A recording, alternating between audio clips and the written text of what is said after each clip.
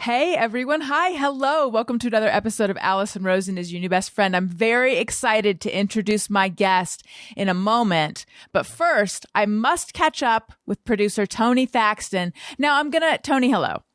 Hello. I'm going to break the fourth wall for a second. And I'm going to say that our guest just danced to the theme song in such an infectious and wonderful way that I feel like we're going to need to include that in the video. We've been streamlining the video. So now it's just all slick and it's just like, oh, here I am. This is youtube.com/Alison Rosen. It's just like, here I am talking to you. And then like, boop. Allison's your new best friend. Anyway, Tony, so we will bring our guest in a moment. How are you doing, Tony? I'm doing all right. I played a show last night in a real venue. And I felt it was a very fun and normal feeling night. Although today I kind of feel like I was hit by a truck. And my body's very sore because I haven't played a show in a very long time. Yeah. And the part I was not expecting, and I just hadn't thought about this, like by the end of the night, my throat hurt. Yeah, just from talking? I hadn't. Well, yeah, and having to talk louder. Mm-hmm. I feel like I've barely raised my voice in a year and a half. Yeah. So, it was like, I was getting all sore and raspy by the end of the night. But, we're all right now. But, just feeling a little sore today. I know you've been ramping up to the physical activity of playing a full you played drums for 2 bands, right? No, the last night was just with Jonah Ray. Well, I know you've been ramping. Go ahead. Yeah. Oh, just in a couple of weeks, I have a night where I'm doing 2 bands. Yeah. Yes. So I know you've been ramping up by hiking and trying to like get back into shape for exerting yourself physically. But I feel like maybe when you go on your hikes, you should also be screaming to build up your vocal cords. You might be right. Yeah. Because it really is. Cause I do, and I sing a little bit too. So it's gonna have to get that going again too. So you played a show at the Sardine in San Pedro. And the Sardine, a venue which I have not heard of, except my band way back in the day had played in San Pedro. And I'm wondering, did the Sardine used to be called something else maybe? Probably, because I do think I heard someone saying that it's kind of newish. But I don't know what it was before that, though. Because it definitely is not. It's not a new building, but I think the actual place is newish. Yeah. So on the most recent Thursday show with Helen Hong and Jackie Johnson, the location of San Pedro came up, and I feel like everyone was wrong about where San Pedro was. Except for me. I didn't say anything. I do not have a good sense of direction. Show me a map. I can't point out anything on it. But however, someone was like, San Pedro, oh, I think that's where you live. That's near you, Helen. And I was sitting there thinking, I don't think it is. When you went to San Pedro, were you like, oh, this is not where I thought it was? No, it's kind of where I thought it was. I don't know in reality how close to LAX it is, but in my head it was like that vicinity. Because you just get on the 110 and take it all the way to the end, basically. I think of it as closer to Long Beach. But I guess Long Beach and LAX are... Again, this is where my lack of sense of direction comes in. I'm not great with some of that myself. Yeah. So I'm not the best person to ask. This is that hyper-local content that the people tune in for. So I want to introduce our guest in a moment. I just want to share some big personal news in my personal evolution. Tony, I don't know how aware you are of me having become just like a bitter troll of a person. When I hear other people's good news, especially if I see it on Instagram, I just think, why not me? Why not me? As I scroll, why not me? Oh, I guess that didn't happen to me. When's it my turn? I guess it's never going to be my turn. Why not me? No, I have not noticed this at all, Alison. I mean, I have a song dedicated to it. Do you have it? Do you have Hooray for You? Oh, I'm sure I do. I see that you've done something that I really want to do. Hooray for you. And now you're getting kudos while I sit here getting screwed. Hooray for you. I am so very happy that this fortune came your way. I didn't mean to say you don't deserve to have your day. However, you'll forgive me if I feel compelled to say hooray for you. Yes, that comes up enough that we needed a song. But today, twice now, I have heard of good news, entertainment-based good news happening to two separate people, and I have felt nothing but just pure happiness for them. Do you know how rare that is for me, Tony? It is like, and it's not like it's not like I've been working on it or anything. It just happened. Mm-hmm. Sort of like how I imagine people, and so many people we know lately, losing their sense of smell. And then one day, and because of COVID, and then one day it just comes back. That's what it is. Like, oh my God, my ability to be a good person who's happy for someone else, it just came back. Congrats. Thank you very much. Proud of you. I mean, you've really grown a lot. Well, it's more like maybe I'm no longer suffering from this regression, this poison in my soul. I don't know what it is. But speaking of like being a self-evolved person and all of this, my guest today is someone who I think of as very wise and self-actualized. We will find out how much she sees herself that way. She is a writer, a podcast host, a mom, wife of someone who's been on the show many times and is a fan favorite. It is LeeAnn Kreischer. Please put your hands together for LeeAnn. Hello. Welcome to the show. Thank you. Thank you for having me. I'm super happy to be here. Very excited to talk with you. So Greg and I interviewed you on my other podcast, Childish, and at the beginning of one of your answers, you said, just in a very offhand way, you're like, I don't know how much you know about my backstory, but blah, blah, blah. And at that moment, I was like, I don't know that much about your backstory, and I want to find out, and I need to have you on Alison, Rosen as your new best friend. And here we are. And congratulations on your evolution. Thank you very much. You know, the irony is, in the course of talking about how I was happy for other people, I was like bragging about myself. Well, here I am, able to feel happiness for other people. What about you? Do you generally feel happiness for other people? Almost always. I actually am not a very competitive person with other people. I feel like what happens for someone else has very little to do with me. So we're all kind of running our own race.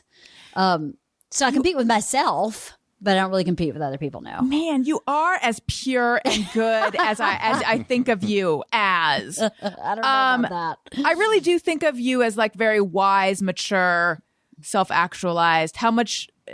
Here's like 3 questions at once. How much is that true? And have you always been that way? If it is true. I think it is kind of true. I'm definitely not perfect. There are many times, and especially in my relationship with my husband, where I am not super self-actualized because I'm a regular married person. And sometimes I'm a little like, what about me? Like everybody else. But I think I might be, and that's kind of hard to say, but I think I might be kind of wise. My mom used to say I was born 40 years old. So I think I've always been kind of an old soul. But there was a time in my life where I was really screwed up. So I definitely have worked very hard to become who I am today. It was not just a sweet, easy path. Right. Sure. What kind of work did you do to get past that? I did a lot of therapy. I'm still in therapy. But, you know, I believe that my mom has a borderline personality disorder. And when you grow up with someone who has that type of challenge, you're not growing up in like a real world. You're growing up in a world that they believe is real. And then once you step out into the real world, it's so like discombobulating. You just don't, I mean, I remember standing in the grocery store when I was 23 crying because I didn't know which butter to buy because I didn't want to buy the butter my mother made me buy. And it's like, as stupid as that sounds, it's kind of a window into how much being raised by someone who's really off affects your own internal compass. So, you know, I when I was in my 20s, I was I don't know how much you want me to talk about this stuff. I would love to hear as deep as you want to go. I am all ears, and my listeners love when people are honest, you know, about their background and about their emotional truth and stuff. So please go into all of it. Okay. Well, My parents divorced when I was 7. My mom was the highest paid model in Atlanta for about 9 years. She was a runway model in Italy, but she grew up in a really, really small town in Alabama. And I believe she has a borderline personality disorder. And I believe she has a lot of sociopathic pieces to her. Mm-hmm. And I believe that for reasons like she used to make me steal things when I was a child because she'd tell me if I got caught, I wouldn't get in trouble. But if she got caught, she would get in trouble. That's one example. She's divorced her 6th husband now. I don't have a relationship with her now because she has every 10 years of my life, starting at age 13, completely disowned me and not talked to me for years because I've done something that she has not approved of. So the disorder I believe she has is narcissism as a personality disorder. And anything that disagrees with a narcissistic person is actually they feel is life-threatening. It's like you're actually trying to kill me because you're not buying the butter I told you to buy. Mm-hmm. So anytime I would go against her, I would be dead for years, for like 2 years, 4 years. And then I would always go, surely I can make this work. I mean, I must have done something wrong. I mean, I've got to be able to fix this. And so I would always reach out and reconnect, and the cycle would continue. Would be okay for a while, and then all of a sudden I'm dead. And I'm dead for years. And, you know, she would ask me to lie about really serious things. I got subpoenaed to court for her 4th divorce because for my stepfather, because she had made all these outrageous claims about his behavior that were untrue. And I had to go and be a witness for him. It's just, you know, just insanity. So by the time he called you. Oh yeah. I got subpoenaed on his behalf. That must have been very hard for you to be caught in the middle like that. It was terrible. And I remember her saying to me, "How dare you show up?" And I was like, I was subpoenaed. Like someone served me in the Atlanta airport. What was I supposed to do? I would have not have been able to come back to the state of Georgia if I hadn't shown up. But I think to this day, she blames me for it. That was such a betrayal. I was like, so there's so much that just doesn't really fall under the usual rules of society about the way she functioned my entire life. So this led me, by the time I was a teenager, to be really, really lost. So I started drinking very young, started drinking at 13 and drank very heavily. I started getting into really dangerous behavior like drag racing and, jumping off bridges into rivers and stuff that is really scary. And I really think that I was hoping it would turn out badly without really being suicidal, but really hoping this would just kind of end. Yeah. And then when I got in college, I was drinking so much that I started losing my hair and my liver had become enlarged and I was in really bad shape. And I just thought to myself, why am I doing this? Like, there's a problem here that's causing me to have all this terrible punitive behavior toward myself. Is that what I want my entire life to be? I don't think so. I really think that I am really unhappy in a core level that I don't really understand. So that kind of realization started happening. And then I had terrible headaches my entire childhood, all through teenage years. And I went to a Halloween party and there were psychic tents at this Halloween party. And I went in and the psychic said, "Oh, you have really bad headaches." I said, "Yeah." She said, I think I know this guy who can help you." Gave me this guy's card. I went to see that guy the next week. I walked in the door and he goes, "Oh, you've got really big issues with your mom." And I went, "I do." And he goes, "You have really bad headaches." And I said, "I do." And he was like, "I think I can help you." He was actually a Reiki guy. I don't know if you're familiar with Reiki, but he was like, Reiki's about manipulating your energy, and energy gets trapped in your body, especially when you have some traumatic emotional stuff. It gets kind of trapped in your body. So I started working with him and I started reading books like voraciously. And I decided I needed to move out of Georgia and get away from my mom. So I moved to New York City and got into therapy. And I think the combination of me saying, okay, I've lost my hair, my liver is enlarged, I'm really kind of off in a ditch here. And the psychic sending me to this guy who just saw me so clearly. And my want to not be unhappy, those things kind of combined made me start seeking out who I really was and to start understanding that who I was told I was by my mom was completely inaccurate. Who did she tell you were?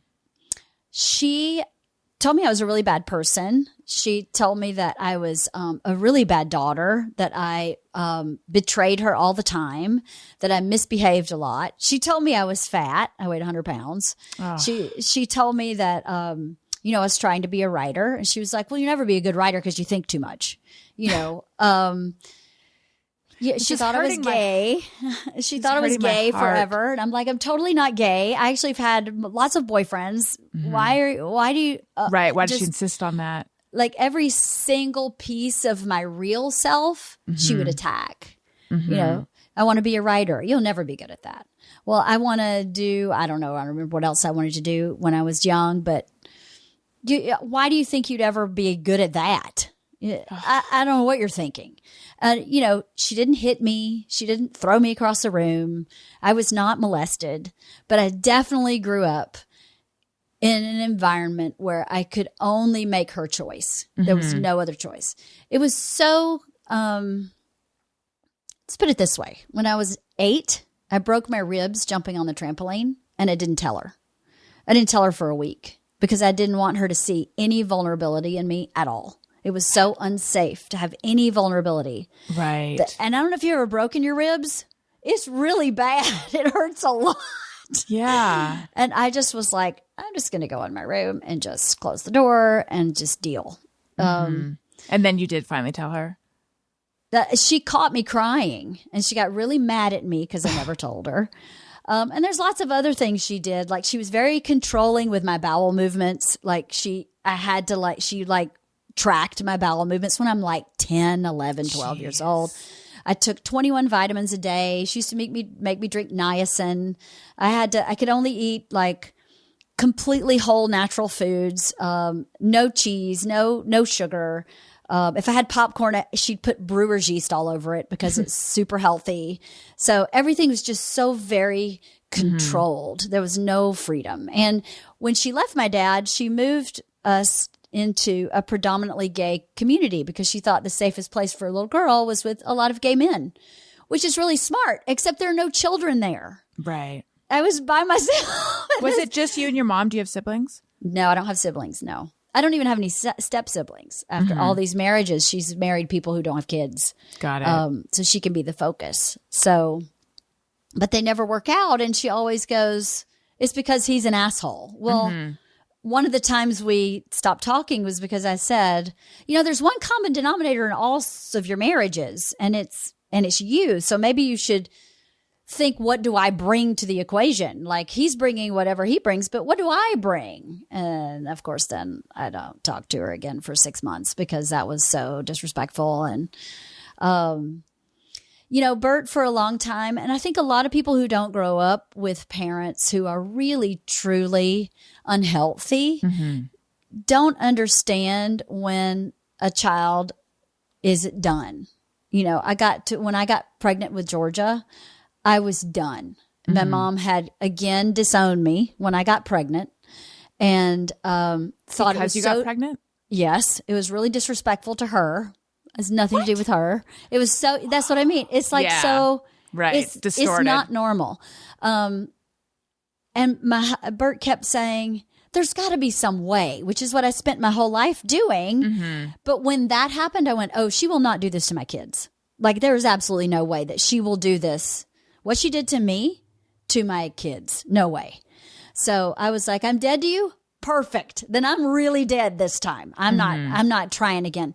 But Bert kept saying, over and over again, I don't understand why this won't work. And I was still in touch with her mom. One time I went to visit her mom, and I think Georgia was 8 and Isla was 6. She'd never met my husband, didn't come to my wedding, never met my children ever, and walked in her mom's house when I was there with my whole family and went, hey guys, it's your nanny. And I was like, what? I haven't seen you in like, I don't know, 9 years. Yeah. And you're Nani? You're fucking crazy. Sorry for the F-bomb. You're crazy. No. We use all kinds of F-bombs. Had your grandmother arranged that with her? Nope. My grandmother had told her I was coming so that she wouldn't come over, and she came over anyway. Oh. And so I just totally like imploded and shut down. And Bert was like, I've never seen you like that ever. I was shaking on the inside. And I went back to being like 8 years old. It was a visceral reaction. And after that, she wrote me this letter that was addressed to me with my name misspelled. Sorry. And I gave it to Bert. Leanne was misspelled? She just Kreischer? wrote L. Kreischer. But she misspelled Kreischer. She misspelled Kreischer. And so I just gave it to Bert, and I was like, I don't even want to read it. I can tell you right now, because she addressed it to L. Kreischer, it's not going to be good. Right. So he took it in our backyard, and he came back in, and he went, that fucking bitch is not ever coming in our life again. I have no idea what the letter said, but I'm sure I've heard it before. And he was like, that's it. I will never ask you to reconcile with her again. I get it. And I was like, thank you, because I've been trying to get you to get it. Yeah. For like 10, 11 years now. And at a certain point, I feel really bad that she's so broken. I feel it really makes me sad that she will never know what love is, because I am a very loving person. I would love her, but I can't let myself be just beat up on all the time, every time I'm with her. And Yeah, I mean, I can't feel that way, you know? It sounds as if she's not capable of having a relationship with you that's anything other than painful, toxic, destructive. Yes. And she's done some things that are illegal that I don't want to talk about on the podcast, but where you would go, okay. Like I was talking to Dr. Drew about her, and he was like, okay, just so you know, she's not a sociopath. She's a psychopath. Like she's just moved into this other arena of not okay. That's really interesting. So. I thought that psychopath and sociopath are synonyms. But he's saying that there's a difference? The difference is a psychopath has no regard for human life. And a sociopath does, though? Has a little more than a psychopath. Got it. So it's like a spectrum. Wow. A psychopath is like someone who would just kill. Yeah. And they're right in doing so. So. Jeez. You can read between those lines. And, you know. You got to tell off. I hope off mic you will tell me. I'll tell you off camera. It was. I feel like we've just like pivoted into a true crime podcast or something. Right. So, yeah. So I definitely earned my wisdom, I think. I've definitely earned it. I've worked really, really hard to not repeat the things I saw and to not. To only take, because she wasn't all bad. She was, I think I kind of have her personality. She's really charming. She's really funny. She never meets a stranger. She's absolutely beautiful. She's fun. She sings a lot. She's the life of the party when she's there. She's naughty. Yeah.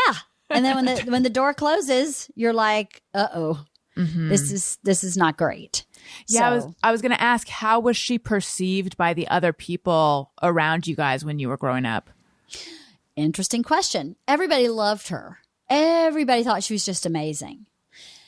But in 7th grade, she bought a house in a suburb of Atlanta. And we moved across the street from a family that had 4 kids. Their oldest daughter was my age. And we ended up being best friends.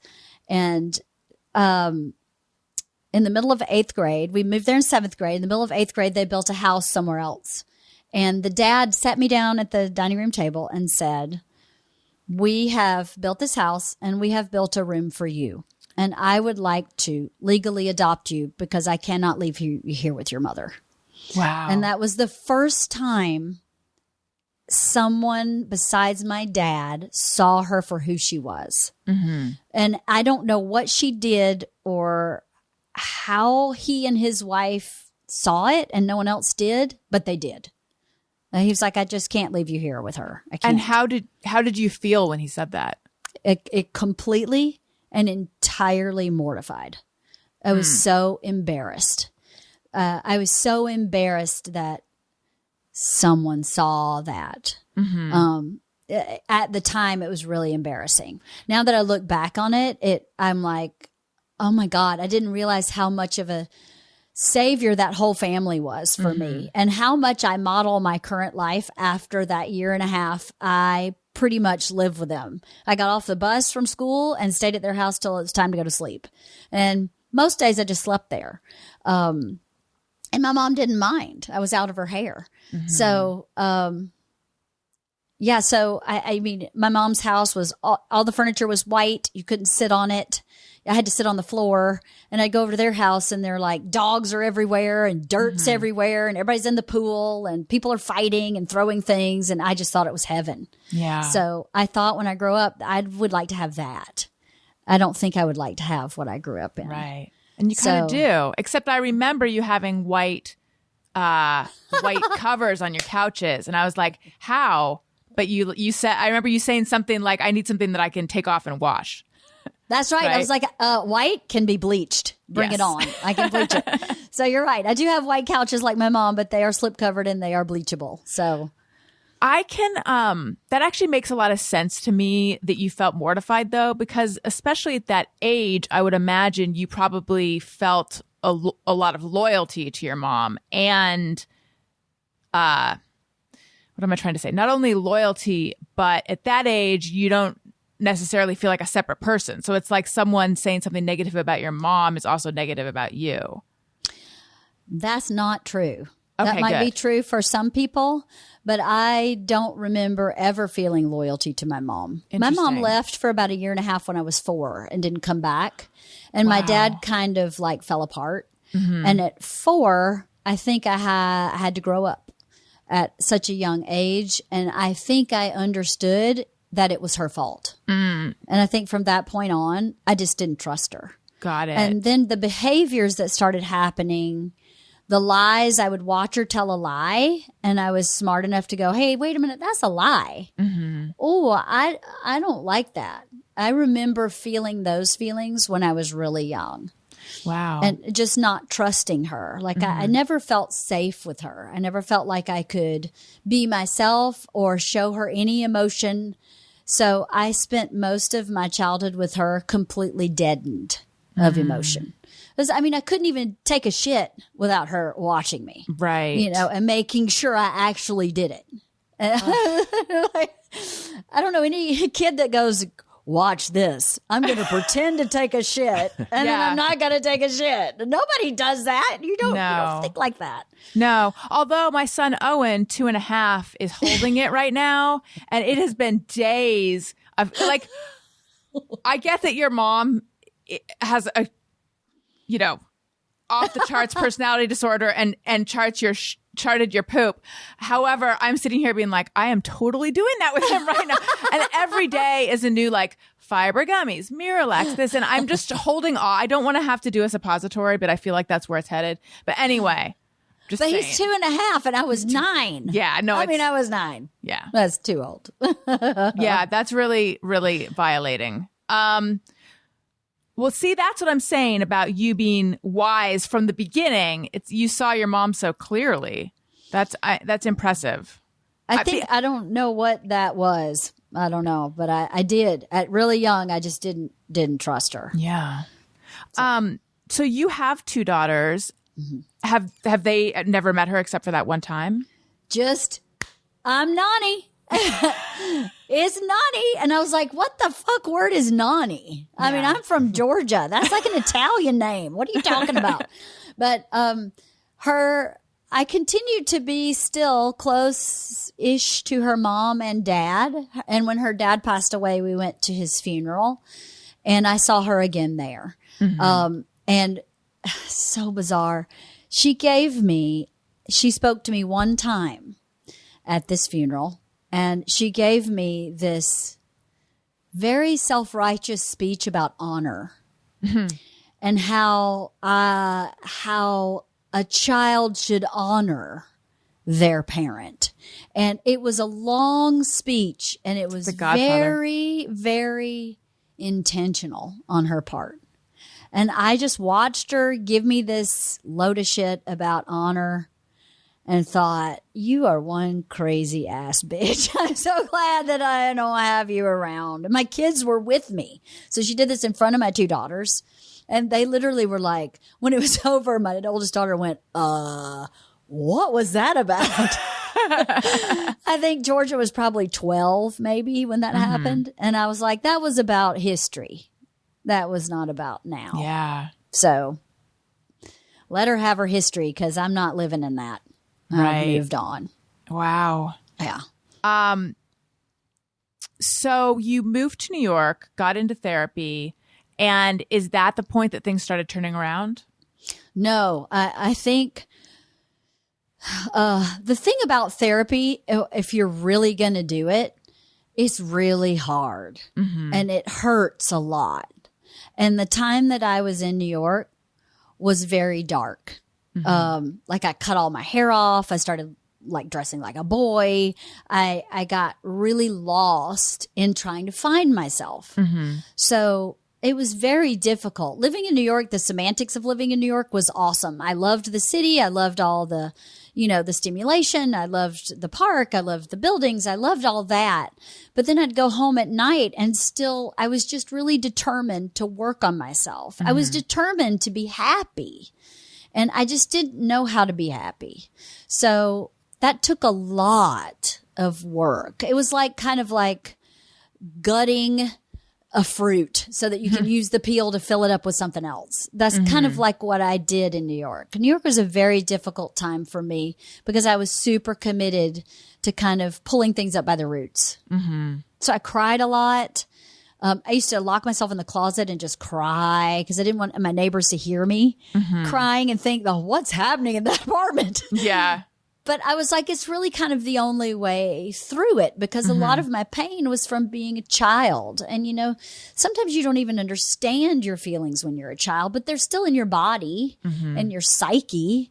And the disappointment and the upset and the insecurity of having that mom was very scary for a child. It's really scary to not know who that person is when you come home from school. Is she going to be nice? Or is she going to be really mean? I don't really know. And that was very scary. And, she was very mean to my dad. And I absolutely love my dad. I only saw him every other weekend. And she was just so mean to him. And I didn't like that either. And so that made me not trust her either. So it's just a lot to process. And I think somehow, the Reiki guy said to me, the only way out of it is through it. So you're just going to have to feel it. And he told me too, when he started working on me, he was like, you have more sadness in your body than anyone I've ever seen as a patient, ever. Wow. So until you process all this sadness, you can't fill that cavern with happiness. You have to process the sadness. So my goal when I was in New York, I watched every sad movie. I watched Beaches probably on a loop. And I was just like, I just need to trigger this because I spent my whole life shutting down emotions. I couldn't really cry in the movie theater. Like I'd go see movies and I'd be like stone. And I'd know in my brain, this is actually really sad, but I can't access that part of myself. Right. It just was too unsafe. So I literally did that. I watched Terms of Endearment and Beaches and any kind of death and dying and terrible. And then I just let myself cry. So yeah, New York was intense. How long were you there? 4 years. And had you gone there to pursue a certain thing career-wise? I did. I went there to study acting. And in the study of acting, I figured out I'm not an actor. I'm actually a writer. So I just wanted to be creative, I think, in my reason for going there. I took an acting class just kind of like because I was bored in college. And my acting teacher said, you're actually quite talented. If you want to pursue this, you should go to New York and really study. So I was like, well, okay, I'm not happy in Georgia for a myriad of reasons. I'll just go to New York. I had never been there. And I got off the bus at the Port Authority in 1993, and it was like, peep show, peep show, peep show, triple X, nudie picture. And I was like, what is happening? It's before Disney took over Times Square. It was really rough. Yeah. And I ended up living like Riverside and 120th, which is a pretty rough part of town, up just below Columbia University. And I was so broke. There was this Italian restaurant called La Familia, and I would buy one huge pan of spaghetti and eat it for 5 days because that's all I could afford. And there's so much value to that kind of jumping off the cliff and just throwing myself into this place I'd never been to, and then going through all this emotional upheaval at the same time. I could be really anonymous there too. You can get completely lost in New York City. So yeah, I went there to study acting. And then while I was acting, I was like, well, no one's hiring me because I have a Southern accent. And they keep saying, you got to get rid of your accent. And I keep saying, but why? But why? Why don't I just write something that has a Southern accent? So that's what I did. I wrote a one act that had a Southern accent and I produced it with some friends. And then I was like, hey, I actually like this better. So interesting. So that's when you realized writing is more what you want to do. I have to tell you, I lived in New York for 9 years after it had been cleaned up. But I had started therapy in California. But New York is really, I'm just relating a lot to what you're saying about the transformation that happened in New York. Because for me, that also was where I was like, I am noticing these patterns that I don't want to continue. And I want to just like strip away everything and figure this out. And I read a lot, I was in therapy. I read a lot of self-help. I went to the gym a lot, but it was like a very tough, but really special and helpful time too. And I know what you mean about that anonymity too. And I think for me, it was like important to go to on the other side of the country from my family because a lot of what I was working out too. So yeah, I mean, I'm sure that this kind of stuff we're talking about can happen in many places in the country, but New York is a good place for it if you're able to go there to find yourself. You can get lost super easily. Yeah. And sometimes it's really easy to be anonymous and crying. Yes. Yeah. That was one of the things I noticed right when I moved there. Like there's so many people just walking down the street crying. Yeah. But not in a like, what's wrong with this place? Just the way the city is structured, you do a lot of your living as you're walking down the street. And I like that a lot. Yeah. Yeah. It kind of gives you permission to just be who you are because everybody there is just who they are and no apologies. Yeah. Right. And everyone's just in the midst of whatever they're in the midst of, kind of smushed up against each other, which is nice. So then did you come to California after New York? I did. I came here after New York. I moved here and just dove into writing. I wrote 8 screenplays in 2 years. Wow. And 1 got sold and made and 4 more got optioned. And I really, really loved it. It was really fun. And I found my people here. I never found my people in New York. I never found my people in Atlanta. I got here and I was like, oh, here's my people. I like you and I like you and I like you. And I've kept a lot of these people and I've added new people. And this is where I feel the most myself. And then when I go back to Georgia, I still feel the same self. But I don't think I could have found myself in Georgia. I don't know why, but I don't think I could have. I didn't think I completely found myself till I came to LA. Can you describe the difference between the people in New York and the people in LA? Because I have done a lot of thinking about this as well. Oh, I can't wait to hear what you say. I just said this to someone yesterday who, I don't remember who I was talking to, but I was talking about somebody else who moved to New York. I felt really dumb in New York. I felt like a dumb girl because people would go, so I went to Choate and I was like, is Choate a bar? What are you talking about? I don't know what that is. And there were so many things so I was shopping at this high-end designer fashion store and I would be like, I don't know what you're talking about. And I just felt really dumb there. I felt very dumb and very unimportant. Not that I needed to feel important for ego, but I felt my self-esteem didn't work there. I just felt really dumb. It's a really hard city. Yeah. It's a really hard city. My whole life, I thought New York is where I will feel at home. New York is where I'm supposed to go. I grew up in Orange County, California. I never felt like I fit in there. People always assumed I was from New York. So I'm like that. And my dad is from New York originally. So I'm like, that's where I'm probably, and I was a journalist. So that's, where all the journalism was. So that's where I should go and I will feel at home there. And I loved it, but I also never quite found my people in New York. There was something, what I was sort of disappointed and disheartened by was in New York, people struck me as very serious. Like it felt like a very sober city, even though there was a ton of drinking, but just the attitude was sober and sobering. And I remember talking to my landlord in Brooklyn about that. And she's like, the city really changed after 9/11. So maybe it was different before, but just it wasn't. Maybe not. I mean, just juxtaposing my experience I worked at Time Out in New York, and then I worked at the OC Weekly in California before that. And at the OC Weekly, we would joke around and laugh and be silly. And it really had like a collegiate kind of feel. Whereas Time Out in New York felt so like everyone was so overworked and underpaid. And it felt like I'm fortunate that I had my job there. Thank you very much. But it felt like a sweatshop. And it was like, the people here who are telling everyone what's going on in the city, we barely have time to like go out into the city, and no one really talked to each other. And it was just very cold feeling.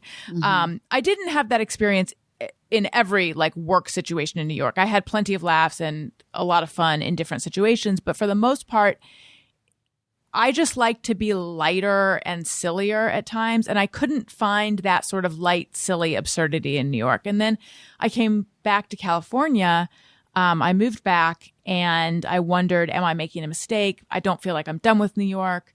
And then like pretty quickly I got a job that I liked, and I met Daniel, who is now my husband. And I just realized like it's easier for me to have a more balanced life somehow in California. In New York, it was just exclusively about my career and about comparing, kind of the stuff I was talking about at the beginning. So I'm not completely over it, but like comparing myself to other people and measuring my success. And that's, it was just 100% that. Whereas here, it's just much more balanced, and people are funny and silly, and I don't know, but I do miss New York a lot. And I certainly, I do not like hot weather, so Burbank is not my favorite, but New York is also super hot sometimes, so I don't know. I agree with you. I totally agree with everything you said. It was very serious and sobering. And the stuff people would talk about there, I would just be totally lost. I don't think I was old enough maybe, or wise enough in worldliness to have really fit in there. I remember this one really nice girl I met. I don't even remember how I met her. She was so nice to me. Invited me to the Hamptons for the weekend. And I was like, I don't really know what that is, but sure, I'll go. And she was like, pack a swimsuit. So I packed like my swimsuit and my flip flops and, no big deal. And she showed up in like high heel. Oh, wow. Like Givenchy shoes and like a chiffon duster over her bikini. And I went, I don't know what's happening here. I thought we were going to the beach. Right. So I felt that way all the time. Like everybody took themselves very seriously. Right. And I agree with you. Out here, you don't have to take yourself quite so seriously. Yeah, that's a good way. That's a good way to put it. Yeah, there is a lot of self-importance there. My husband has a real, like, sometimes I feel like it's almost a chip on his shoulder, but just a real sort of anger toward people who grew up with a lot, like towards the people who went to Choate and prep schools and things like that. And so I find myself kind of defending New York and defending, like, not all of those people are so bad, but they definitely are self-important. Right. So, listen, I want to tell you guys about something that I think relates to a lot of what we're talking about, and that is BetterHelp. If you're feeling depressed or struggling with uncertainty or having difficulty sleeping or meeting your goals, BetterHelp offers online professional counselors who can listen and help. BetterHelp will help assess your needs and match you with your own licensed professional therapist. You can start communicating in under 48 hours. So I don't know how much you guys are aware, but especially during this past year and a half, getting in with a traditional therapist can be difficult because they have these crazy waiting lists. And so I know 2 friends who are doing BetterHelp currently and who are finding it to be so helpful. One of them loved the therapist they were matched with right away and is still with that person. The other one felt like the first therapist they were matched with maybe wasn't the right fit. And so then they were paired with a different therapist and they love that person. They feel like they're getting so much out of it. So one of the things I love about BetterHelp is you are not committing to a bunch of sessions with someone just sight unseen. You can change therapists as many times as you want with no extra charge. And they will get you to the right person. I know when I started therapy, that was one of my concerns. Like, what if I don't know I didn't know what to expect. I don't know what if I don't like the person? What if I don't like how it feels? I just was all filled with anxiety. So knowing that I would be able to get to a different person if I didn't like the first one, that would have made me feel a ton better. And also BetterHelp can be more affordable than traditional therapy, and financial aid is available. Our podcast is sponsored by BetterHelp, and our listeners get 10% off their first month of online therapy at betterhelp.com/bestfriend. Visit BetterHelp, betterhelp.com/bestfriend, and join the over 1 million people who have taken charge of their mental health with the help of an experienced BetterHelp professional. I also want to tell you guys about Purple mattresses. Doesn't it seem like the world's against us when it comes to getting a good night's sleep this time of year? You know who's against me when it comes to getting a good night's sleep? It's my 4.5-year-old son. He crawls into our bed. He turns sideways. He moves around a lot. But here's the thing. When you have a Purple mattress, you can sleep cool and comfortable no matter what the world or your son throws at you. That's because only Purple mattresses have the grid. And usually I have a little sample of the grid. It's this purple square of like, it's like a grid. It's, I wish I had it. Words are failing me. And that is a really terrible situation to be in. My kids grab it because it's so cool. But anyway, you know what? I'm just going to tell you more about it and then it'll bring to mind what it looks like. So it's a unique ventilated design that allows air to flow through to help you sleep cool, even when it feels like 1,000 degrees out. So I just like to hold it and squish it.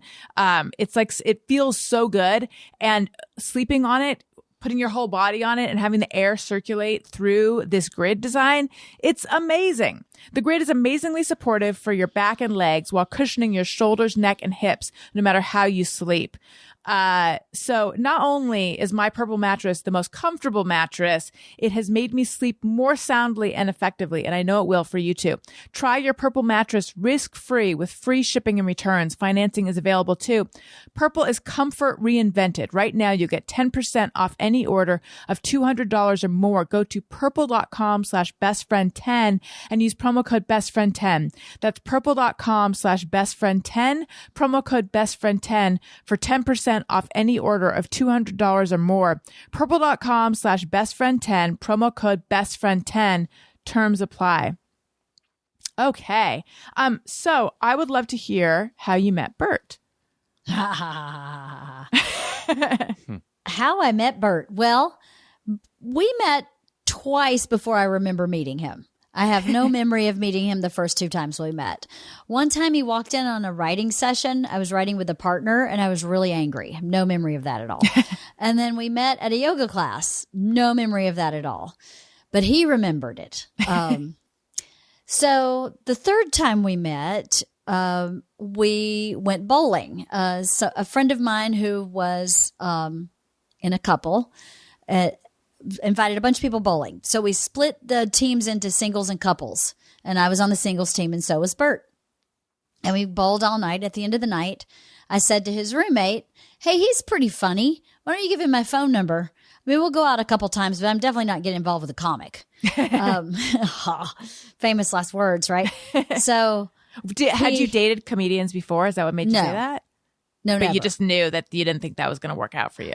Well, I was like, I don't know why, but I instinctively was like, they can be unstable. They can be, it's such a gamble as far as your security and basic needs are concerned. I didn't know anything about his career, but I just knew comics sometimes can struggle and never make it. Not because they're not talented, just because the path doesn't kind of rise to meet them for whatever reason.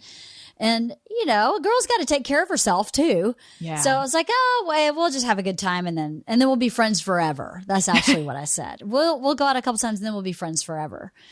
And so I was like, give him my number. Like 5 days go by and he doesn't call. So I called his roommate and went, oh, what's the deal? I'm a cute girl. We had a blast bowling. Why didn't he call me? And he goes, ask him yourself. And hands Bert the phone. And I go, dude, I'm a cute girl. Why didn't you call me? And he literally went, And I was like, I knew I had a sense that he was scared of girls, right? And I use the word girls because like, he was scared of dating. Like he's not scared of women. He would talk to you all day long. He's not afraid of women. But for whatever reason, girls imply someone you can date. Right. And he was really scared of like that. So I was like, just ask me out, dude. And I'll say yes. And so he's like, you want to go on a date? I said, yes. And then he hung the phone up and turned to his roommate and went, she's just after me for my body. I was not, for the record, after him for his body. I was not after him for his body. That's amazing. I thought he was fun and funny. So he shows up to the date, and I'm dressed for a date. I have dress, heels, ready for a date. And he has a full-blown panic attack. His panic attack is so severe, he can no longer tolerate shoes. He has to take his shoes off on our first date. And I'm like, what's happening? He takes me to dinner, can't have his shoes on, orders dinner, does not touch a bite, does not eat one bite. Could you tell he was having a panic attack? I could tell he was extremely nervous and flustered. And he was still trying to have fun.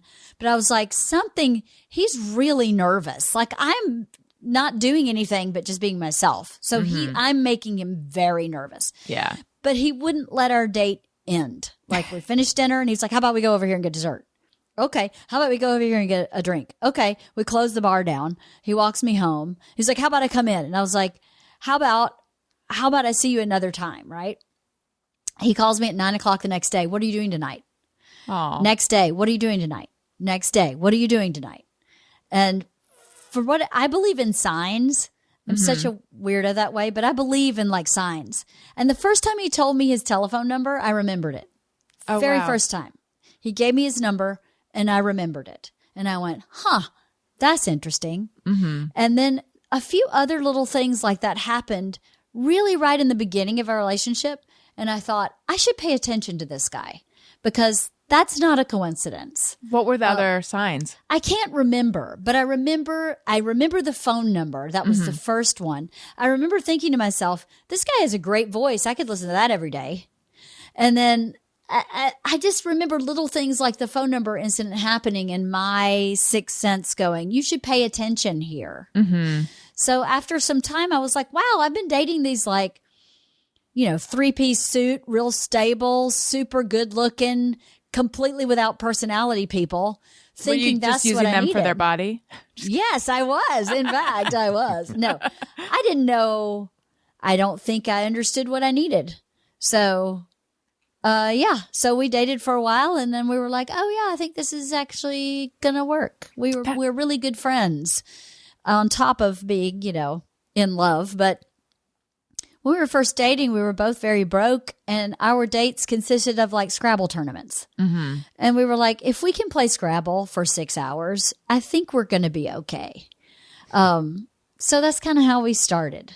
It's been an interesting ride to start out with a comic that was not successful, that was not touring, that was making maybe $500 a week if he was lucky, to where he is now. It's been really inspiring to watch him grow. So I feel very privileged to have been with him this long.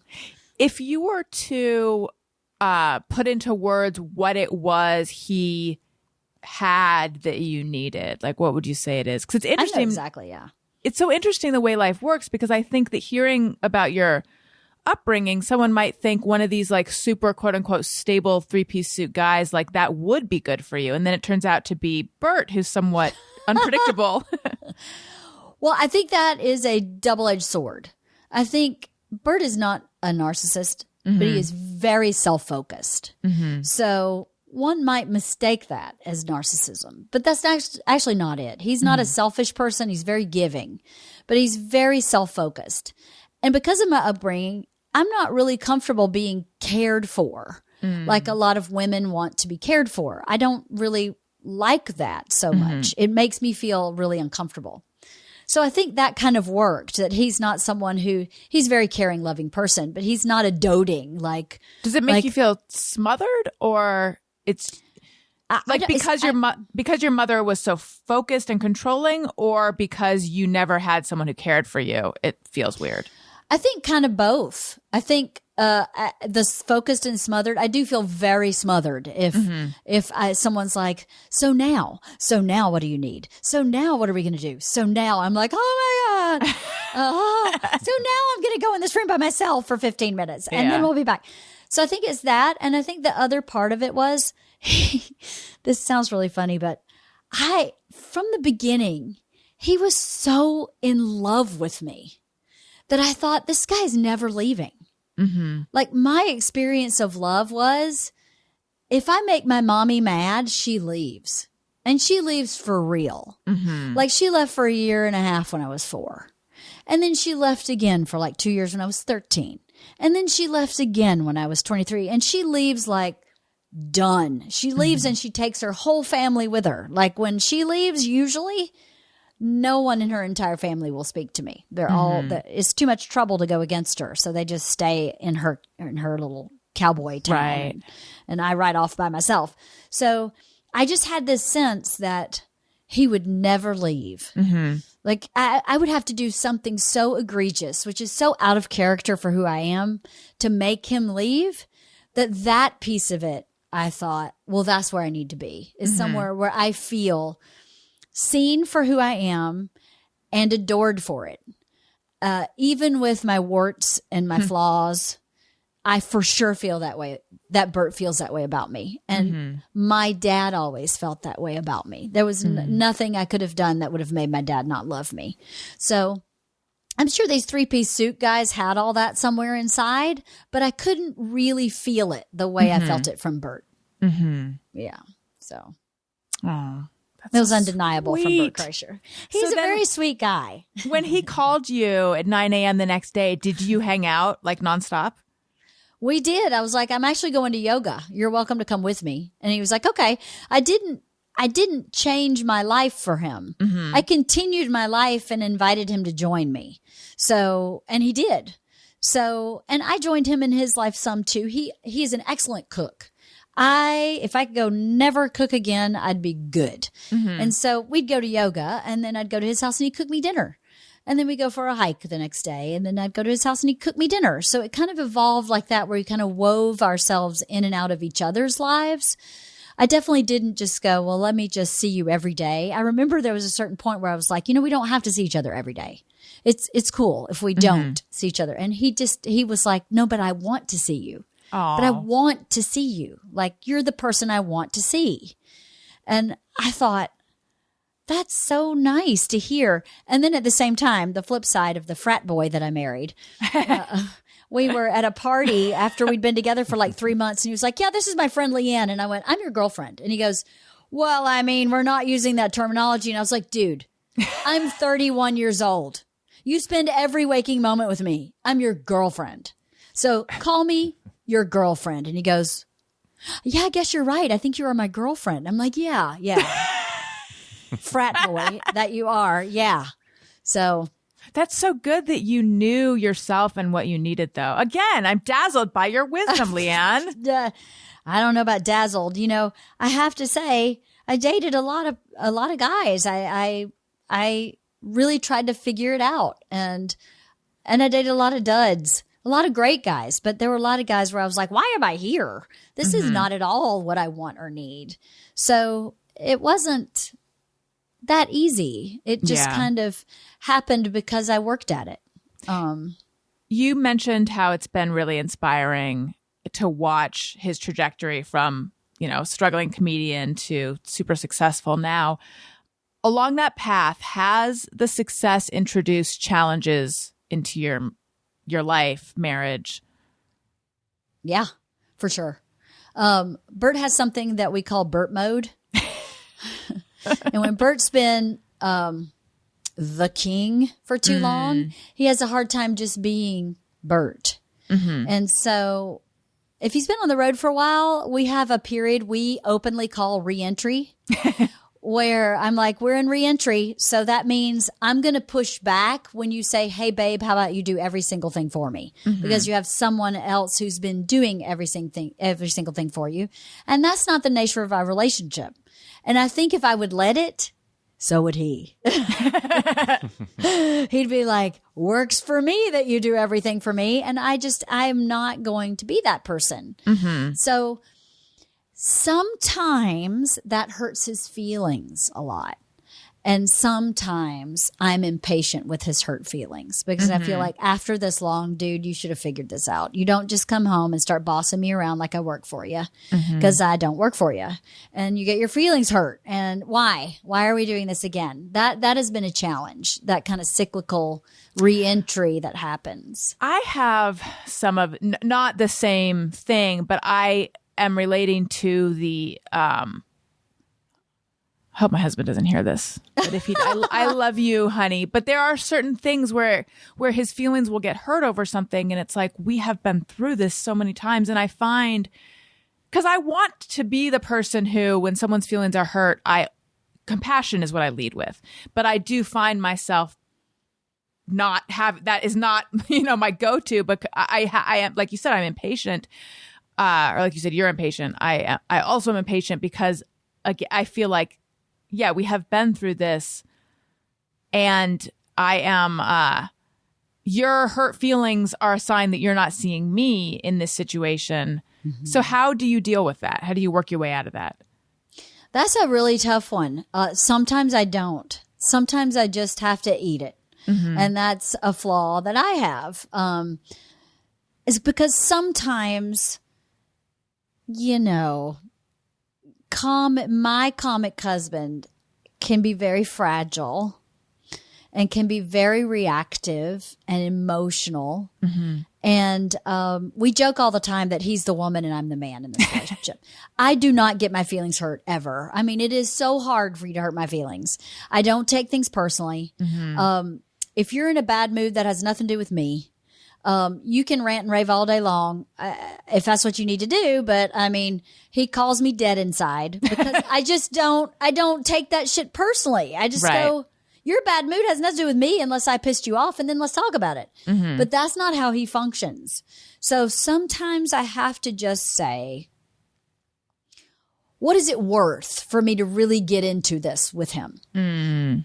It's not worth it. So I'm just going to let the hullabaloo blow, and tomorrow we're going to be good.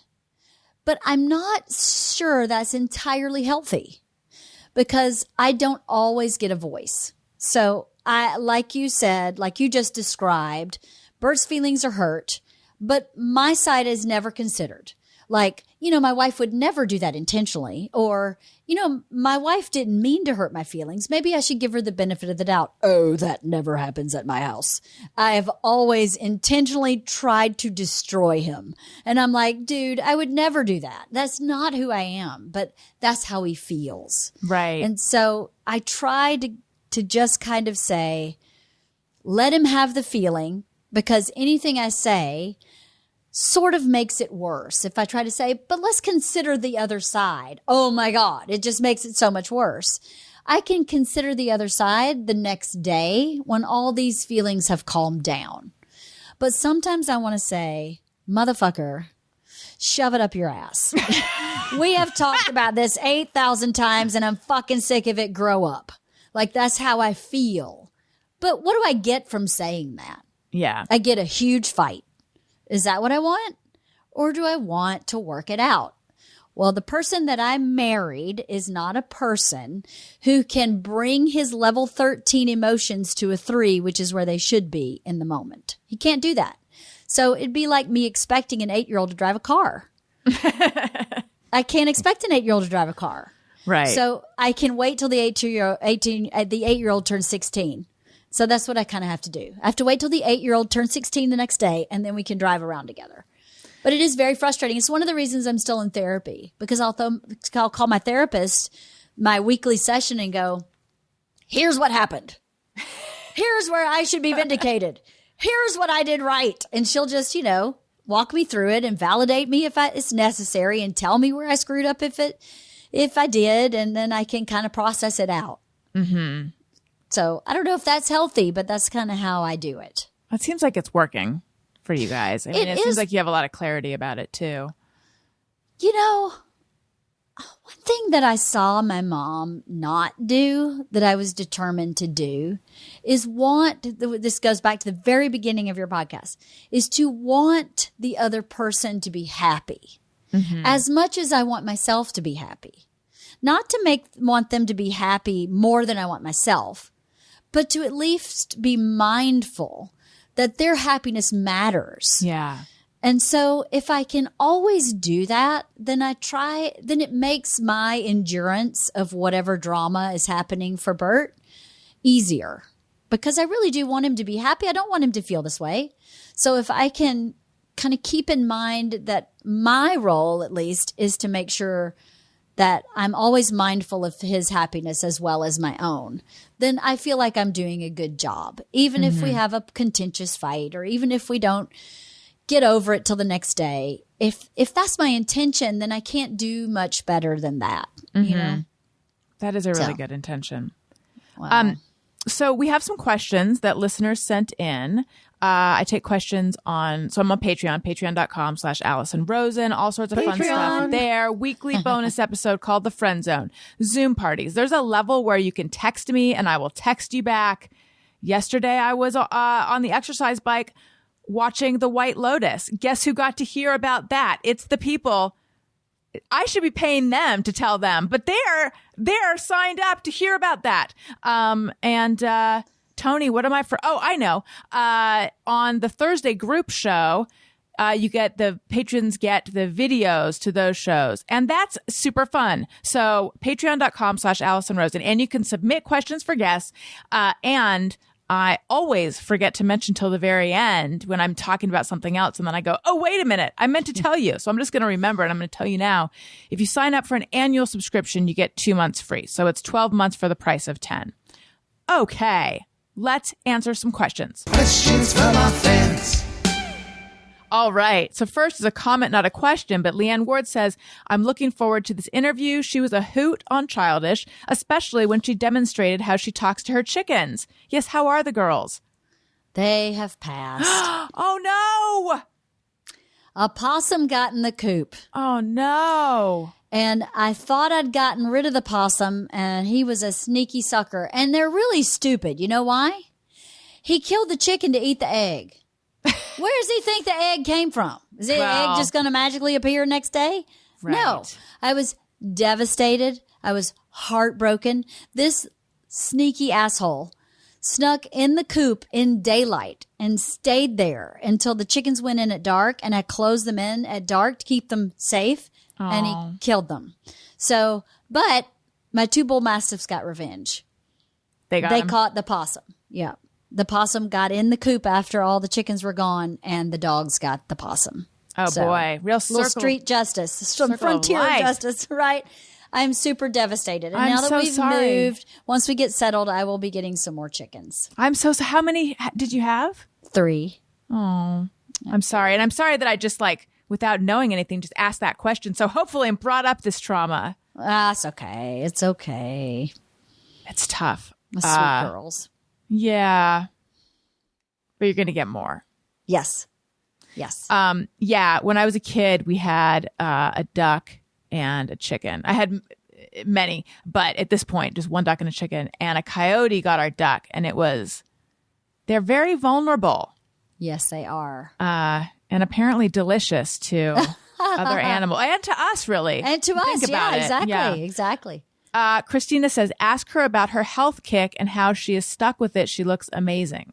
Oh, that's so nice. I am an elite athlete. Totally. No. A couple years ago, I realized, I'm 51 next week. And probably when I was about 48, I realized I was having a hard time just standing up from the floor. And I thought to myself, that's not okay. I'm like 48. I need to figure something out. So at the same time, I'd had a back injury and I couldn't get anybody to really figure out what was going on with my back. I found a chiropractor that helped me, but she was like, no, you got to start like working out with a trainer who knows how to rehab this part of your body. Let me tell you something. I resisted working out with personal trainers my whole life, thinking I can do this. I know how to get on the treadmill. I know how to lift dumbbells. I don't need a personal trainer. I was totally incorrect. At my age, which is not old, but I'm not young either. This is when things start changing in your body, especially your musculature. Working out with a trainer has been life-changing, absolutely life-changing, because I feel so strong. I don't think I've felt this strong since I was probably in my early 20s. My body doesn't look like I'm in my early 20s per se, but I feel really good. And it's from the trainer. And I know not everybody has access to that, but there are ways to get training without paying a premium. And, a lot of gyms offer personal training for free for some sessions. My trainer has been on my podcast. And you're welcome to listen to that episode, but he says any personal trainer who's in the personal training business to help people will understand when someone has a financial issue and will be helpful because that's what they started doing that for. So there's always a way to find someone who can help you if you're really motivated. But that's my health kick. I am relating to this so much. I'm 46. 2 little kids. So there's a ton of getting on the floor, getting up from the floor. And just the other day, I had a sore neck all day and I don't even know what I did. Like I turned the wrong way or something. It's just, I am feeling my age. Can I ask you this super, super personal, but I feel like you're kind of an open book. Perimenopause, menopause, all of that. Do you talk about that stuff? Oh, it sucks. I am in perimenopause. I sweat fucking buckets. I sweat like Pavlovian. I feel like the minute the sunshine hits my body, I'm like an oil slick. And it's definitely hormonal. There's so many things that have happened in my hormone. And I've been perimenopausal for a long time. People don't realize that sometimes it can last like 10 or 12 years. Yeah, I think I'm perimenopausal. I started. My periods are insane right now. Insane, like heavy? They're irregular. I have endometriosis. I've always had. Sorry, Tony, cover your ears. Girl talk. Abusing you with our gal chat. In fact, we should hear gal chat. Gal chat. Thank you. So always had bad cramps. Always had heavy periods, but in this past year, there were a couple months where it was like 40 or 50 days between periods. And I was like, this is great and weird, but great. And then more recently, it's been like there's 21 days between and they're super, super heavy. Yeah, my friend is going through that. Mine are like, I'm still on birth control because of my husband. And if you have a period at all, my doctor said, if you have any type of period in like within 12 months, you can still get pregnant. And so I'm still on the pill because my husband will not get fixed. So do you want him to? Yeah, that'd be awesome. I'd love to be off the pill. Right. But he is not interested. Not interested in taking that off the market. I don't know who he's remarrying at what point, but I was it's like, reversible. I told him that. He's like, no. Whatever. Whatever. But so yeah, I started night sweating probably 8 years ago. I mean, like to the point where I have to change clothes. Right. It's so intense and it's really miserable. But my periods I have every month because I'm on the pill, but they're like, bloop. And that's you're done. Nice. That's bloop. Nice. I have a friend I went on a flight with, and she was like, oh shit, in the middle of the flight. And before she could even get to the bathroom, she'd messed the whole chair up. And I was like, how embarrassing to be 50. Yeah. No, that's going to be me. Like, I totally get that. Yeah. Yeah. I'm actually thinking about just getting the whole kit and caboodle taken out. Don't do that. Don't do that. Well, now, why do you say that though? Because I actually, the BRCA gene, which is that genetic mutation that increases your chances of getting breast or ovarian cancer, runs in my family. I don't have it, but because it runs in my family, a doctor told me, like, when you're done having your kids, you should probably think about getting that stuff out. So I do have an indication, but I've just started thinking about it again. Like, maybe it's time to sort of look into that more. Right. But then I know that there's also reasons to keep it all, but I forget what they are. I think it's still hormonally based. Yeah. The reasons to keep it is about your hormones. Well, so I would then go on replacement hormones, but that sounds like I always hated being on the pill. That sounds like a real unfun journey to figure out like what level of hormones are working. And then also I feel like my metabolism, I've always had a sluggish metabolism, but I feel like it's like even more sluggish. And I just wonder what would happen to that. Yeah, your hormones regulate so much. And I don't even really think modern medicine completely understands the female hormone at all, right. Really. So, I mean, obviously, if you are predisposed or you have that genetic background, that's a different ball game. But I think for most people, from what I understand in all my medical expertise, right, which is zero, but all I've ever heard is you should try and keep as much of your lady parts as you can because of your hormones, because you need those hormones all your life. And they do produce hormones all your life. So I don't know. Yeah. I think I need to talk to a doctor. Do you have a doctor you like? I am so freaking from the farm. I just go to my like regular doctor for all my lady parts. Yeah. I'm like, do I need to go to a special doctor? She's like, do you have any kind of history of any kind of lady doctor type problems? And I was like, no, I got nothing. So she's like, no, I don't know why you need to go see a gynecologist. A fancy gynecologist. Yeah, it's too fancy for me. I'm a one-stop shop girl. Yeah. People who went to CHOAT see gynecologists. In the Hamptons. They do. With their high heel flip-flops on. That's right. Okay. Joy Whitbeck has a question. We covered it a little bit, but based on what we listeners know about her relationship with Bert from their podcast, I assume she's not often given space to have a bad day or morning or moment without it spreading around the house. My impression is that she is a very strong and positive person, but we all have low points. How does she deal with these and care for herself while supporting her family? P.S. Thank you for your interview with Bert a few years ago. It led me to find and enjoy Bertcast and then Wife of the Party. Oh, that's nice. That's so nice. I know. Yeah. She is completely accurate. If I'm having a low day, it does affect Bert. It doesn't affect the girls. They're pretty strong, independent individuals, our two girls, and they're 15 and 17. So I'm sure when they're younger, if I had a bad day, it affected them, but I don't really have a lot of bad days. I guess I am dead inside. I mean, I don't really have, you know what? When on this journey of self-discovery, I did two things that were really important.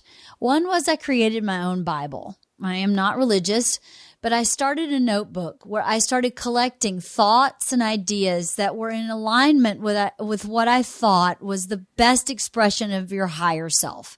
They could have been lyrics to a song, poetry, lines out of a magazine, a quote from Bette Midler. I mean, I have this Bible is full of all kind of stuff. And I reference that all the time. I started that Bible in 1996 and I still add to it today. So if anybody says anything or if I read something that I go, yes, that's what I'm talking about. I need to remember that. I need to keep that as part of my soul. I put it in this book. I love that. It's my Bible. And then that the other thing.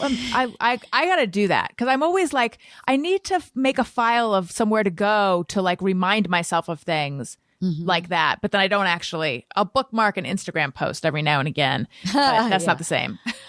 It's maybe not the same, but and I still, if I ever do feel kind of low, I pick that book up and just open it And then I believe that whatever I'm supposed to hear is where I open the book, and I'll read it and go, guess I was supposed to hear that today. Move on. And every single thing I put in that book has inspired me, really moved me. I love me. that. I know for a period of time you were putting a quote on a clipboard, like quote of the week, right? Are those from the Bible? Yes, that's all from my Bible. I love that. And then the other thing I did a long time ago is I decided that I would live my life with grace and gratitude, the 2 G's. So every morning before my feet hit the floor, I am grateful. I just wake up with gratitude.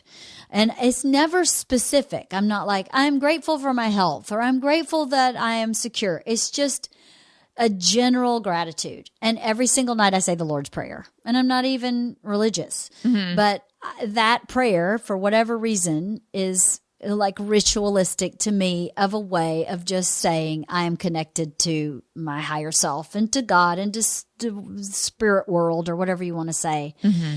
But for me, it was too task oriented to go, thank you for this and thank you for that, and I pray for this to happen.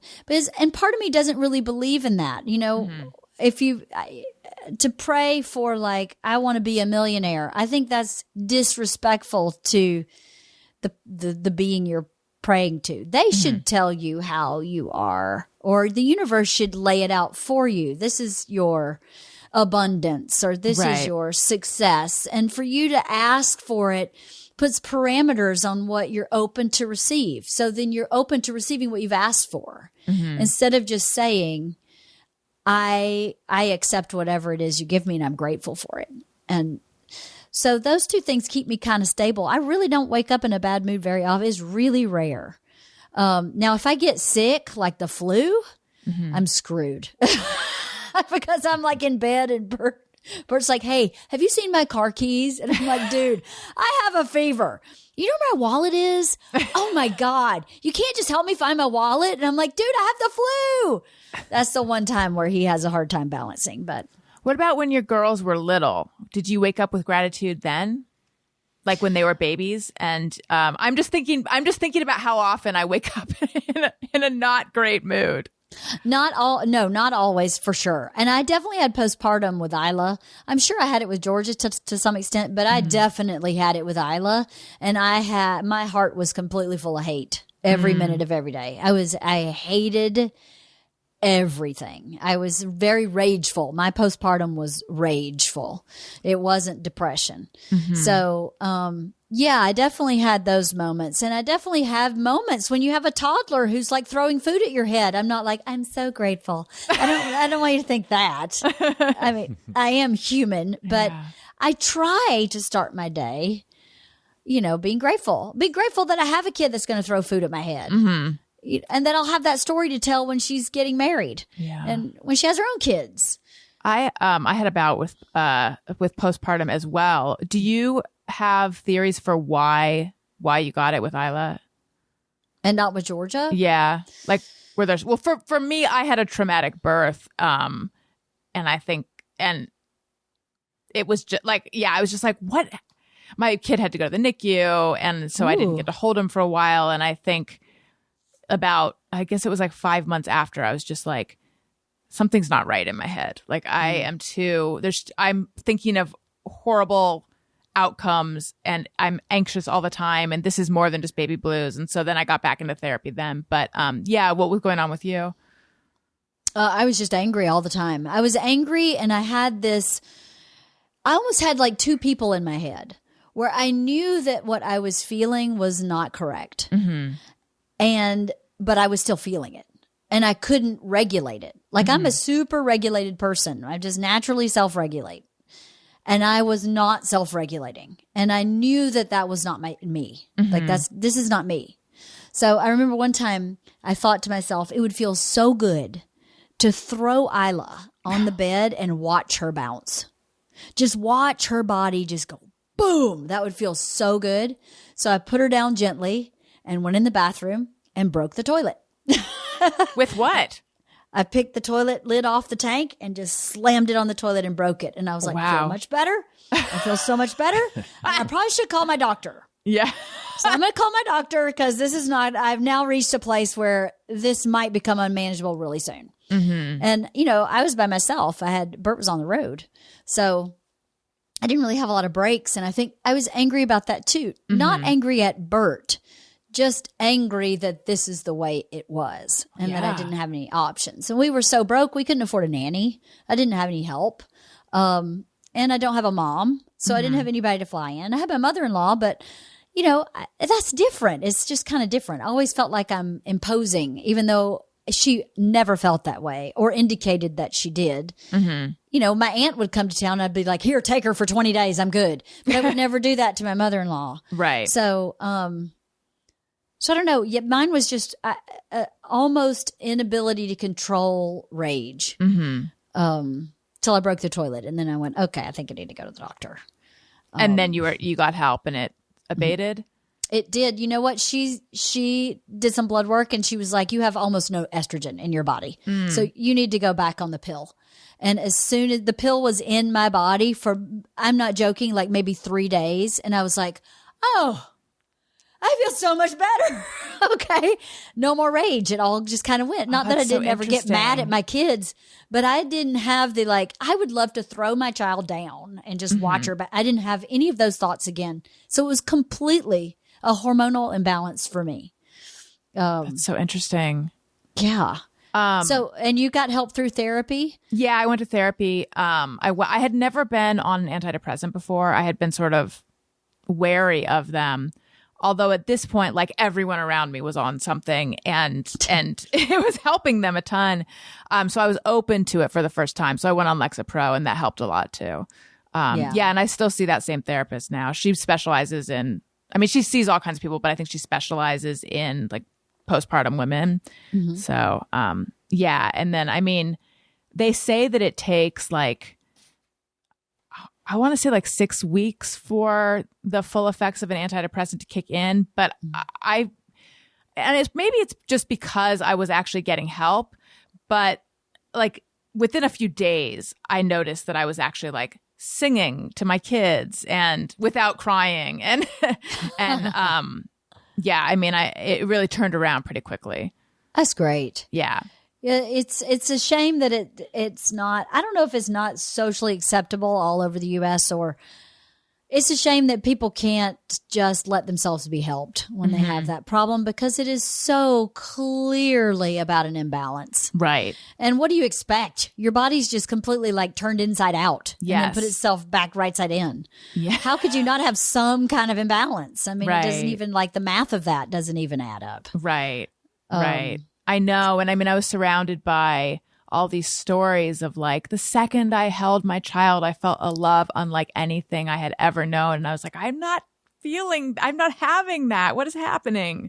No, I didn't have that with either kid, actually. Yeah. I had a really, really difficult childbirth with Georgia. There was nothing wrong with Georgia, but I had a hard time. Mm-hmm. And I remember just being I think I just got hit by a truck and I'm supposed to actually love that thing. Mm-hmm. That is the truck that just hit me. Right. This is really, really hard. Not that I didn't love her, obviously, immediately, but I did not feel that warm and fuzzy thing that everybody felt. Right. I felt like I'd just been hit by a truck. Yeah. It's really crazy childbirth. And you're not allowed to say that. It is even a good one is traumatic. It's just insane. I remember thinking, I can't believe every human on this earth, their mother went through this. I can't believe that it sort of altered what I think of the human experience as, that it starts in this violent, traumatic way. Those are sort of pejorative terms, but that's how I saw it at the time. But then with Owen, my second, because I had been in therapy, I switched hospitals, I switched doctors, and I did a lot of work with my therapist on, to the extent I could control it, trying to have a better experience. And with Owen, and also with Elliot, that's my epidural didn't work. I was in a lot of pain. There was a lot of stuff that didn't go right. But with Owen, my epidural did work.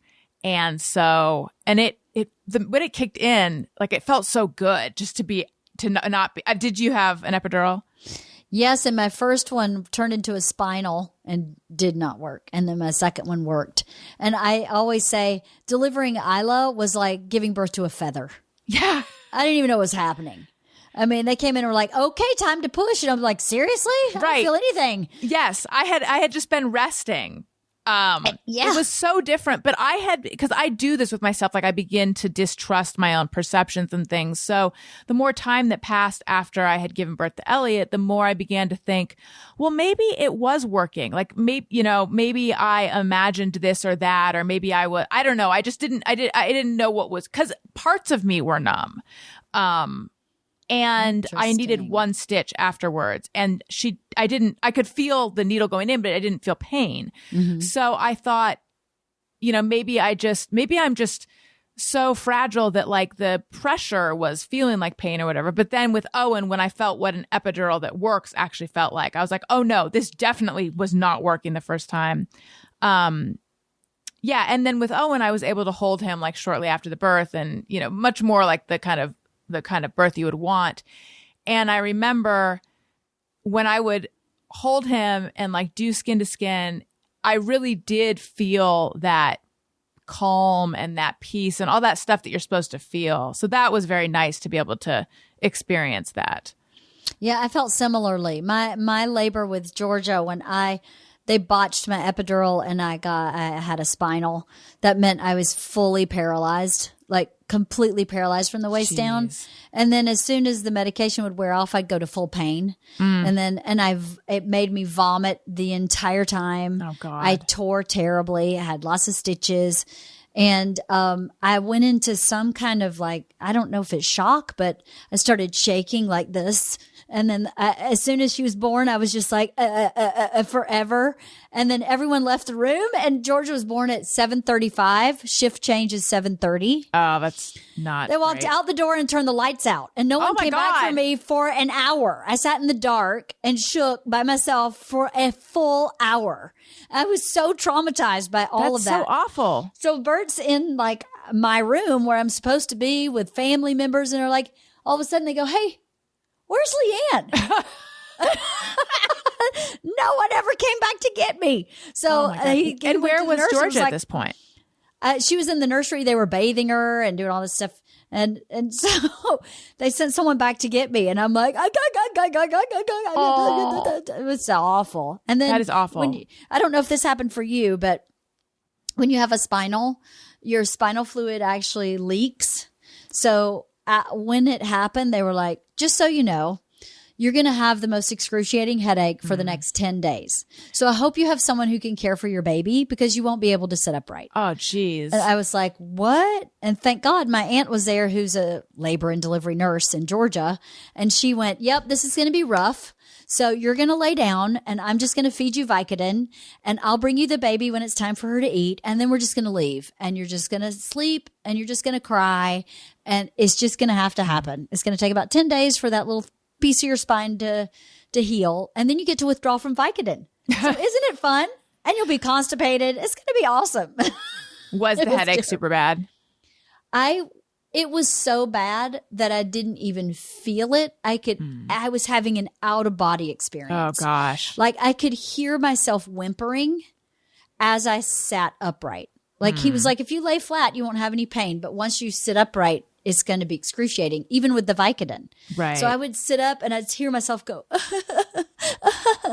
and then I'd cry all the way to the bathroom and then I'd cry all the way back and I'd lay down and it would go away. And it was so painful. I didn't even really feel the pain. Yeah. I just heard myself feeling the pain. It was awful. I did not have that, but with epidurals, they always say one of the potential complications or side effects, like, one in however many women do get these headaches. But no, I didn't have that. So that sounds brutal. It was awful. It's 1%. 1% get that headache. Yeah. So I said to all my friends, I have taken care of your 1%. Go in with confidence. Okay, we have 2 more questions. Joe Cooley says, what is Bert getting Tom for Christmas? Oh, God. This, I don't know. And I don't want to know. I think I know, but I can't tell you. And I'm not. It's not good. It's not good for me. It's good for, they think it's really funny, but. They just keep getting each other extravagant gifts? Yes. We just bought Tom a wave runner. Tom bought Bert an electric bicycle. Mm-hmm. And I don't remember what Bert bought Tom to start this whole shenanigans. So I think it's Bert's turn to receive something from Tom. So Bert's birthdays, they do it on their birthdays, not Christmas. Mm-hmm. So Bert's birthday's in November. So he's called me and been like, how about like a golf cart for your backyard? And I'm like, don't need a golf cart. How about a bomb shelter? How about pass? I don't want to dig a hole in my backyard. No. What else? How about what did he say? A Polaris with a gun rack. I'm like, we live in Sherman Oaks. I'd be run out of town if I had a Polaris with a gun rack in Sherman Oaks. I can't know. So who knows what Tom's going to come up with? I have no idea. That is hilarious. Okay. Anna Q says, expecting a girl in November and would love any tips on raising girls. I have a 3-year-old son, so I'm nervous and excited for girl energy. Oh, and you have 2 boys, don't you, Alison? I have 2 boys, yeah. My advice for girls would be probably the same advice for boys is I tried to see who they were as individuals and like build on that. Not who they were as girls, but who they were as individuals. And then to just, it's hard when you have the same gender kid sometimes, I think, because it's very natural to compare. Mm-hmm. This one does this one doesn't. I try really hard not to do that. But the other side of that coin is you can't parent them the same either. We don't hit each other. That's the same for both kids. But one kid of mine is dyslexic. One can phone it in and get straight A's. So I can't really parent them the same in school. And I think that's hard for the 2 girls to kind of reconcile. Mm-hmm. So I continually talk to them because girls are so complicated and can be very emotional and can be emotional and not tell you or show you. So I try to watch them and to kind of have conversations with them about why I parent the way I parent so that they can see that I see who they really are and that I'm parenting to that and that may not make them happy and that they may look at their sister and go, I know that Georgia spent a lot of time going, why do you spend so much time with Isla with her schoolwork? Well, Isla's really dyslexic. So if Isla has to read 30 pages in her U.S. history book, she needs some help. You don't need that help. You need help in other areas. But I never want Georgia to feel slighted because her sister needs help in a place where she doesn't. So, and I think that happens maybe with girls more than what I observe with boys. I don't have boys, but what I observe with boys is they could care less about some of that stuff. But girls kind of do. So I try to see who they really are and just build on that.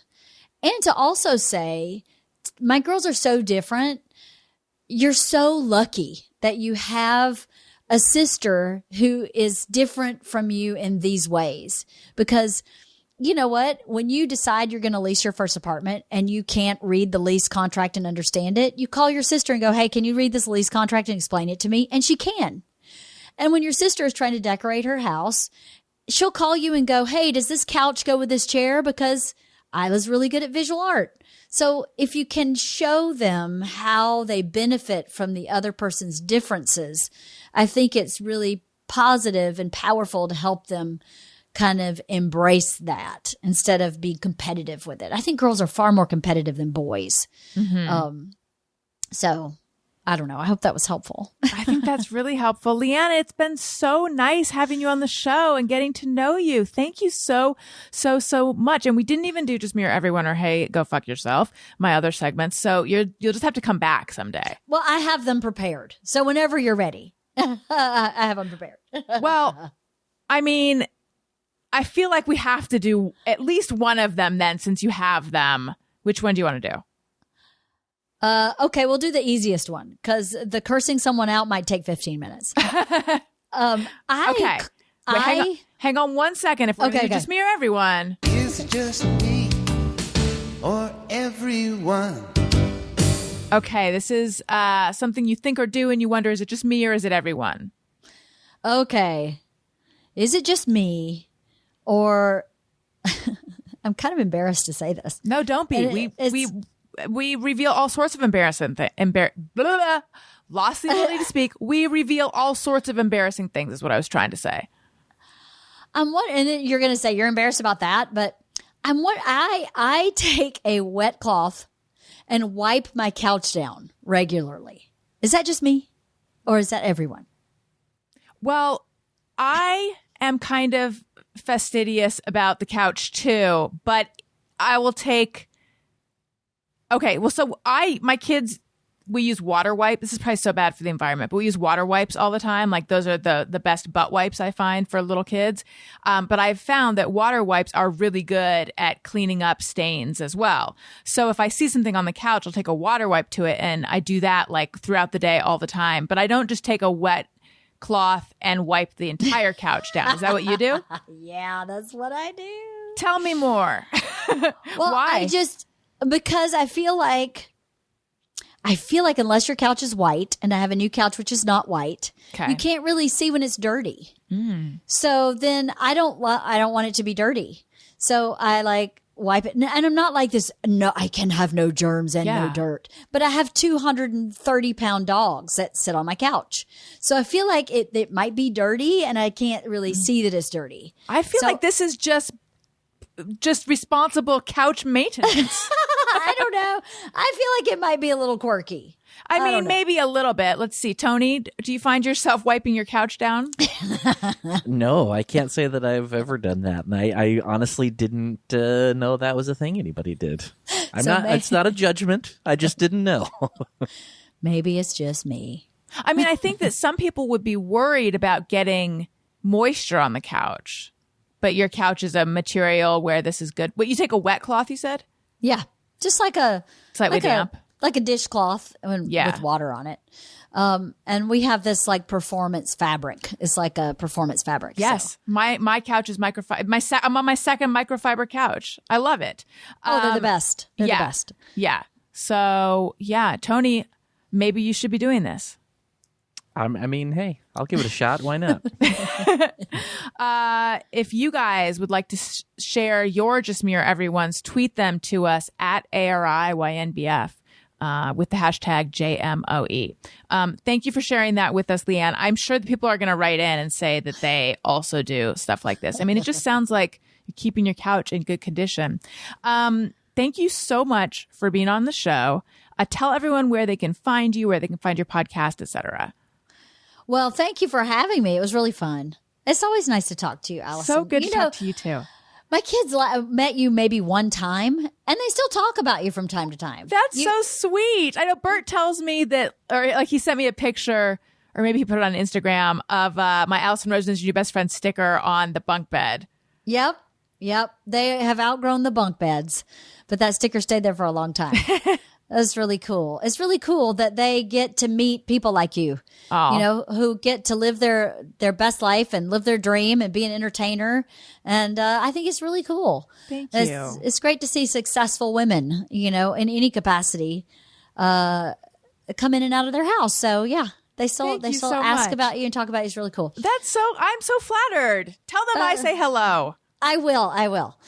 So I have a podcast called Wife of the Party. You can go to wifeotp.com. There are links there to all my episodes. I am on YouTube, Wife of the Party YouTube page.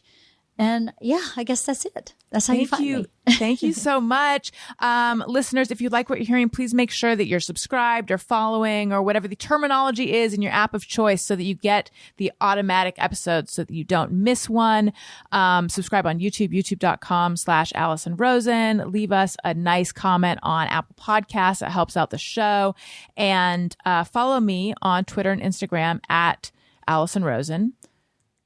I'm on Cameo as well. I already mentioned Patreon. Oh, and I'm an influencer on Amazon. I like to play it close to the vest. I don't talk about it nonstop, but you can go to amazon.com/shop/Alison Rosen, amazon.com/shop/Alison Alison Rosen. My mouth has decided that I should be done talking is what's happening. But you can shop my podcast gear, makeup, home stuff for the kids, Daniel's Corner, etc. So go check that out. Tony, where do we find you?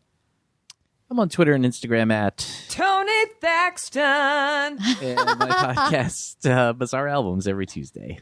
Thank you again, Leanne. This was so much fun. Tell everyone I say hello. Listeners, thank you for listening. I love you. You matter. Goodbye. Hey, do you know about the Alison Rosen show?